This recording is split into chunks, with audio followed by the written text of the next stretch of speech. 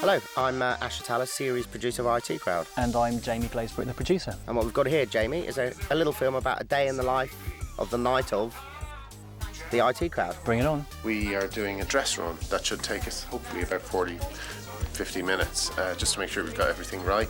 Then we let the audience in, and then we start shooting. So that's what's happening right now on all these screens. And this is called a quad split.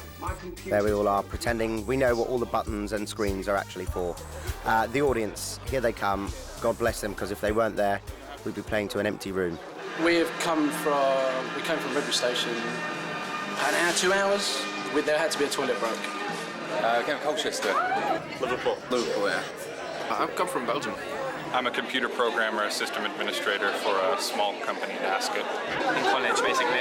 No, I need to get a job. I'm poor, but yeah.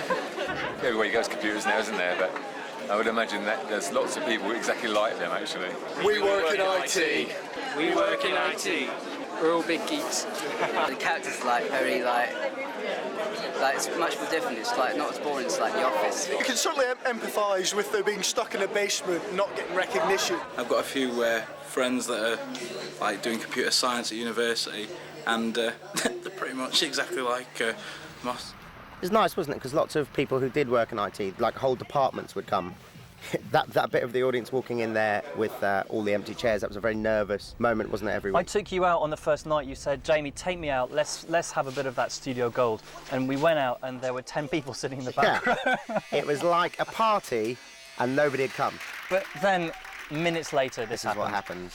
Here's Patrick, our warm-up. So for the studio audience, there's an awful lot of waiting around, isn't there, between takes. They are extremely patient and kind to us. They're amazingly patient. It gets kind of hot and uncomfortable. The whole recording takes, 3 hours or something? About 3 hours.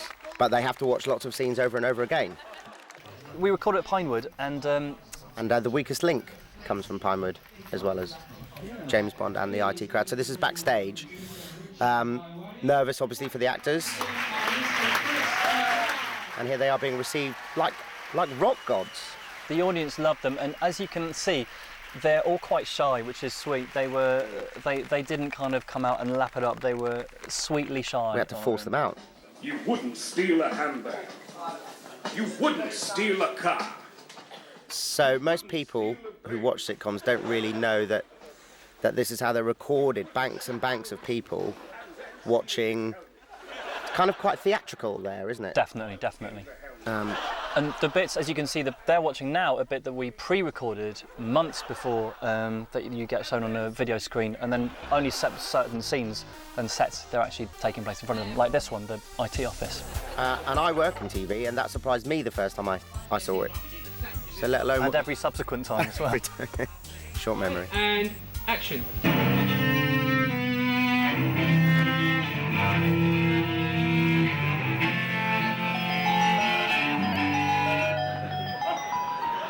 And there you go. I think it surprises some people how live it all is. It's basically like going to watch a play. You know, there's a set. It's like actually going to watch a play that you can't see very well because the cameras are in the way. It's like watching the worst play you've ever seen. It is like watching a terrible play. And then someone in the audience in front of you stood up and obstructed you. But they've got a massive camera. But the upside is that you don't pay for your ticket. I mean, it really is like having 300 people round to your house every Friday night. And you do that anyway. You want it to be good, don't you? You do want it to be good. This is a great film, actually, because you see everybody doing their thing. I believe that we're about to see Richard laughing and cracking up a bit. The old outtakes. I'm in an ethical pickle. It turns out that meeting new people is a lot more common. Oh, come on now.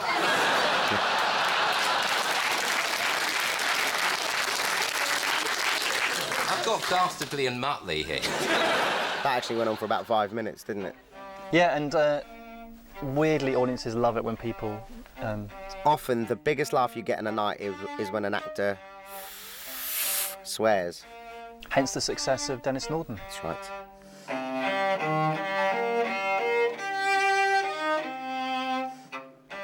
So this was an idea that one of the characters from Moss and the German would play us out live with the IT Crowd music. And there's the audience. I think that's called lapping it up.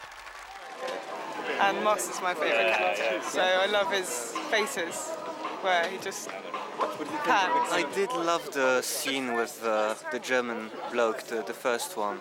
Have to be muck-ups where they bug it up. That was hilarious. I like the cello bit at the end. That's nice. A bit of electro cello. It's always good to hear. It was really cool. Moss was the best one. We thought he was really brilliant. He was really sweet. Seeing Matt Mary. Seeing Matt Mary. Big fan. I didn't know that they make it in blocks, so it was really interesting to find that out. Yeah, we just thought they did. Yeah, I just thing. And the set as well. It's all backwards. I mean, I was trying to look at them and look on the TV, the VT shots and everything, and just try and find where the cameras are, and it's just impossible. It's like a maze. It's really interesting. That's what they thought, Ash. Let's hear from the man himself, creator, writer, director, Graham. I was a bit worried because of the subject matter. This was Moss and the German, which I've always been slightly nervous about because I didn't know whether people would laugh at the idea of Moss being potentially eaten. So I'm very happy with the way it went. They really went for it. We're the Germans. I met the Germans and I apologised to them profusely, and they were fine about it. So the whole reason the show exists is because it is a true story. Apparently, that before that German cannibal ate the guy he ate, there was a bloke just before him who he watched Ocean's 11 with and bottled it. So it's based on that. Yeah. So I told them that was the origin of the story, and I used that to mask my embarrassment that I just insulted them by saying that that Germans are generally cannibals, which I don't believe. Just a small percentage. We like Schweinfleisch. The pressure of a live audience is an absolute boom when it comes to comedy. Your adrenaline's going, and you have all these ideas that you wouldn't normally have. And sometimes if I see something and I go, I think that I know that line can be done funnier. Sometimes the actors need a tweak, and sometimes it's the line. And I just go on and just make sure that we're getting the optimum amount of gags. I'm not saying all comedy should be filmed in front of a live studio audience, but I certainly like it. To me, it just gives it all a kind of fairy dust that is very special and you don't get with stuff that's just shot on location. There they go. Auf Wiedersehen, friends. Good night, wasn't it? I think so. I think so.